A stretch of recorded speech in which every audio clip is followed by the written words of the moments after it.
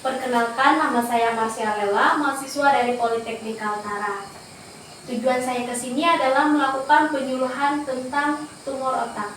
Namun sebelumnya, apakah ada yang tahu apa itu tumor otak? Tumor otak adalah benjolan yang di kepala. Ya, betul ya, tumor otak ada benjolan di kepala. Namun sebelumnya, saya akan menjelaskan lebih detail mengenai tumor otak.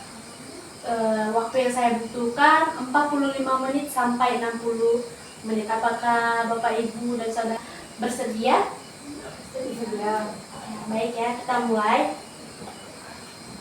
Di sini ada pengertian mengenai tumor otak. Tumor otak adalah pertumbuhan sel-sel yang tidak normal di dalam otak dan dekat di jaringan otak.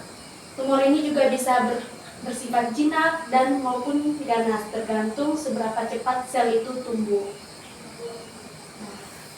Ada juga nih penyebab tumor otak. Tumor otak itu mengalami yang namanya mutasi atau perubahan sel-sel. Mutasi ini menyebabkan tumor tersebut tidak terkendali dan merusak sel-sel yang sehat.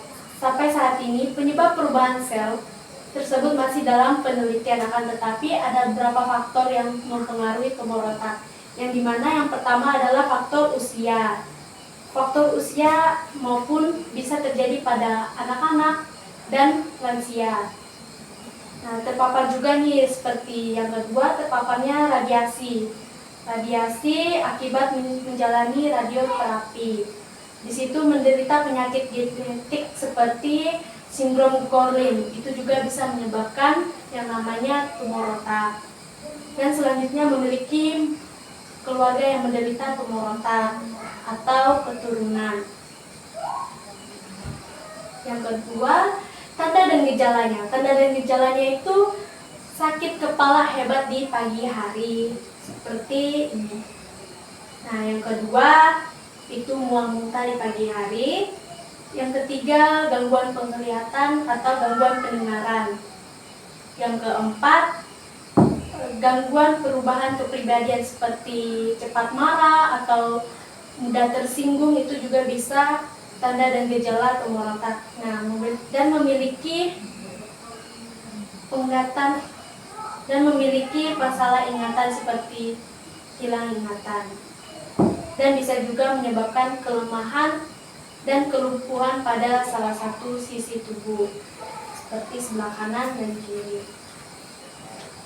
Komplikasi atau dampak tumor otak yang tidak dirawat dapat menyebabkan yang namanya koma atau kehilangan kesadaran akibat tekanan tinggi di otak. Seperti ini akan mengalami yang namanya koma. Dan selanjutnya yang kedua adalah kelumpuhan. Kelumpuhan kehilangan fungsi gerak tubuh secara permanen.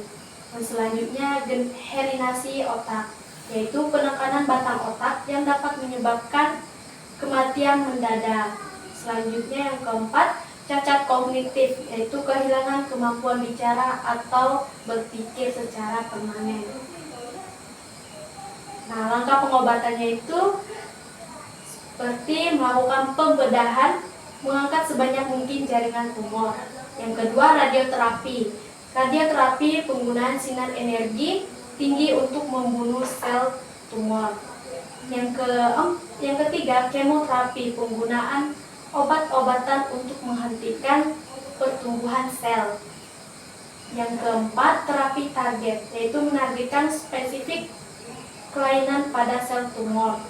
Yang kelima, perawatan pendukung seperti pemberian obat steroid, yaitu obat steroid adalah mengurangi bengkak dan anti kejang.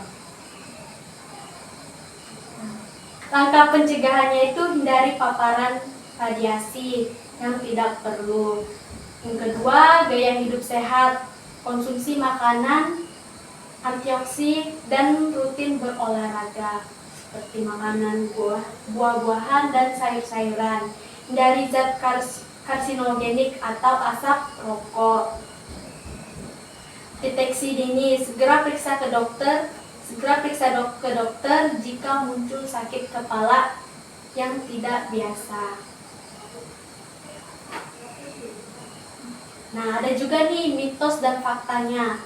Nah, mitosnya itu semua tumor otak tidak bisa disembuhkan. Nah, faktanya dengan teknologi medis modern, banyak jenis tumor otak yang bisa diatasi jika terdeteksi sejak dini.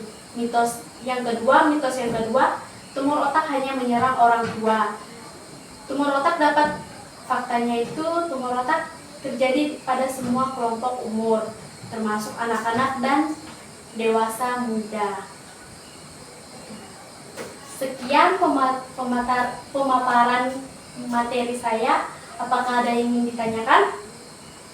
Pengen bertanya, Ya. apa perbedaan tumor otak jinak dan ganas?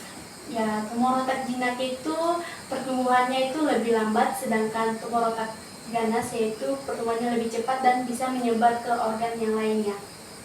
Ada lagi? Bagus ya pertanyaannya. Ada lagi yang ingin dipertanyakan? Nah, tadi saya sudah menyampaikan pemaparan materi.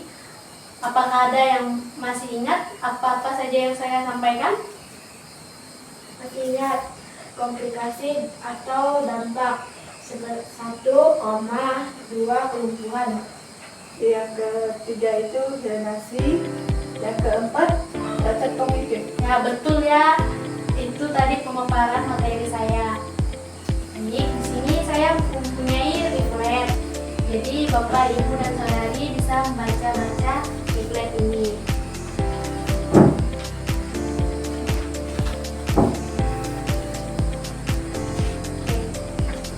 Sekian dari pemaparan materi saya. Saya mengucapkan terima kasih atas ketersediaan waktu yang telah Bapak Ibu